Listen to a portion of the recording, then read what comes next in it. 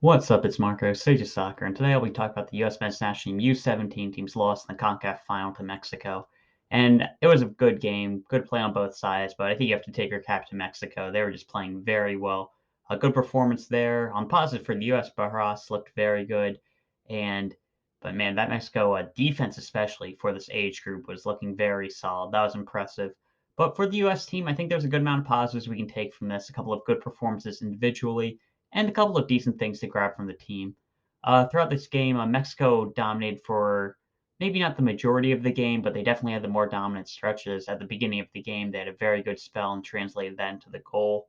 And I think Mexico looked like the better team throughout most of the game. They did take their foot off the gas a bit at the end, and I think that allowed the U.S. to get back in the game. And they could have tied it late at the end, but I think Mexico was the deserved winners for this game. They did US did get back into the game a little bit, and especially when the subs came on, I feel like we were playing very well. But yeah, in the end, Mexico was just the better team. I do want to say one positive is that it did look like Medina was playing as a bit of a 10 today. It's a bit tough to say, but especially defensively, he was looking like he was further forward, and that's a big positive. That means us changing formations at youth level and us not being stuck to a 4-3-3 that really it can be a very good formation, obviously. Teams win the Champions League with that formation all the time. But you do need to have the right players for that system to work. And I do like that we are tailoring our system more towards the players that we have currently rather than just trying to force square pegs to round holes. So that's definitely positive.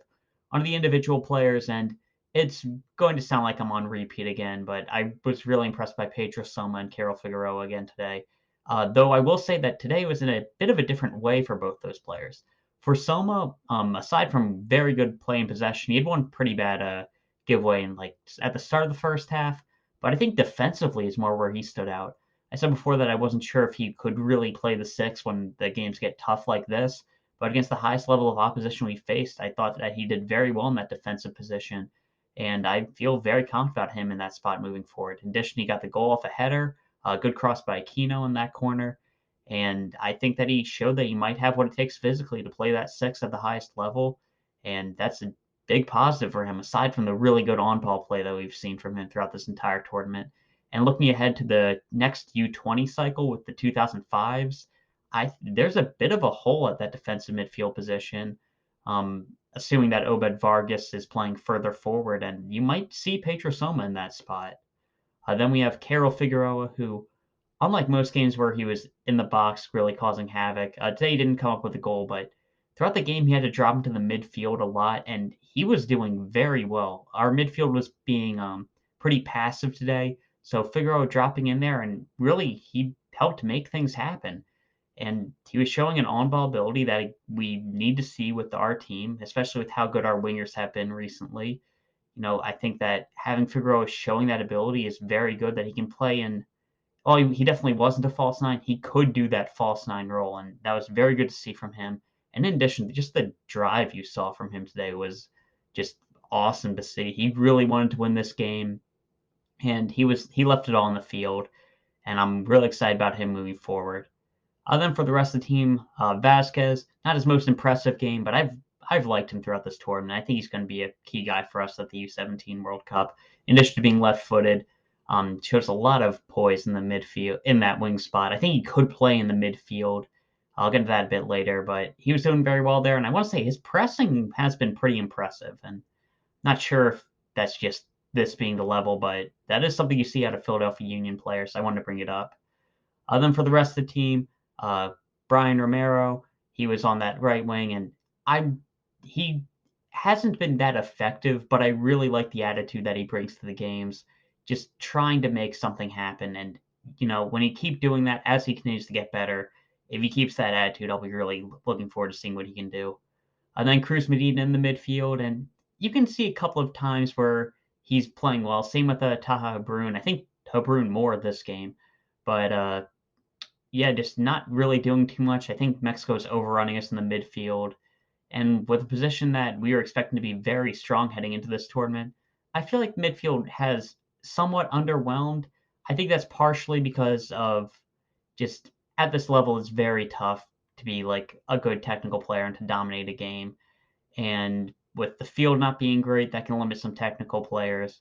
And you might want to have like more players in the midfield. I think Mexico is more better, not better set up tactically, but they're set up to win the game more as opposed to us, who you're. It's probably better for development the way we were playing, but it wasn't going to help us out that much tactically. So I'm not going to complain about the manager. But I feel like he could be a bit better in this team if he was playing like further forward, maybe as a wing, because he has shown some good things in the final third.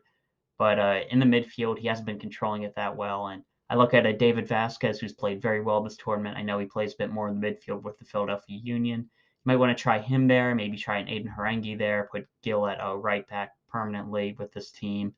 And then we have a lot of other midfielders who weren't in this team we could test out. Jude Wellings, Luis Marino, Bento Estrella. Maybe you get Matthew Cochran back into the team and move Selma further forward. Like, there are a lot of things you could experiment with ahead of the U17 World Cup that I would like to see the team try. Defensively, not the best performance today. Sawyer Guerra probably had his worst game of the tournament, which, yeah, it's the best team. I want to say that he has been playing left back when he's naturally a right back, so I'm not judging too harshly. And he really did help us in, like when we were going through like a lot of slumps, he could really help us out. So I was still pretty impressed with him this tournament. Verhoeven, I think he's gotten better as the tournament has gone on, which has been a very good thing for him. And Hawkins and Hall, probably their top worst game as a duo today, but again, it's the hardest game. Duran Free, this is the first game he's actually really been tested and gave away a penalty that he probably shouldn't have early on, then couldn't do too much about the other ones. He was looking a bit shaky with the ball at his feet, but that's kind of understandable. Rough pitch and really getting pressed. And I still liked his ability with his feet, and if he can keep growing, I think he could be a pretty decent player. I'm going to try to watch some games if he starts in the USL this year. We do have to remember that Kochan from Barcelona was missing, and he is the number one keeper in this group. Could possibly be a starting keeper in the next U20 cycle. So, want to bring that up for the U17 World Cup because Kochan will likely be the guy in that tournament. And that's about it for this team. We had a couple of good substitute appearances. Aquino with that corner, though he had a very good chance to get a goal in, and tie the game, but just went over. Rudisill's continued to make things happen. Burton was trying some things out. Like, I think we saw a lot of good out of this team, and I think there's a lot to be looking forward to ahead of the U17 World Cup. And again, it's a youth tournament. Results don't really matter. Mexico won the U17 World Cup in 2011, and none of their players have played competitively for the senior team yet. So this is more about just seeing some talent, and even guys who weren't playing well. Like, it doesn't mean too much, but I think there's a lot to be excited about from this tournament.